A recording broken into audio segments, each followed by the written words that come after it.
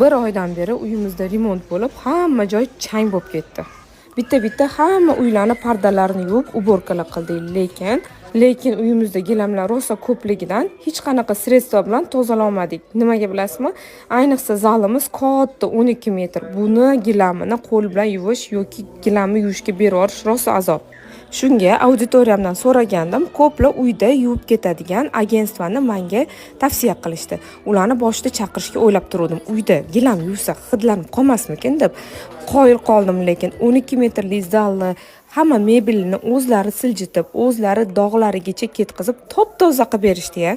O'zlari bilan bir mashina shunaqa katta apparatlarni olib kelib, hamma dog' ketkizdi. Bu do. Endi poslesini qarang. Bitta ham dog' qolmadi. Oppoq gilam bo'ldi o'zi ham. Так что gilaminglarni yuvdirmoqchi bo'lsanglar, faqat Lavanda Klinuzga yetinglar. Mani podpishchiklarimga har doimgidek zo'r skidka bor.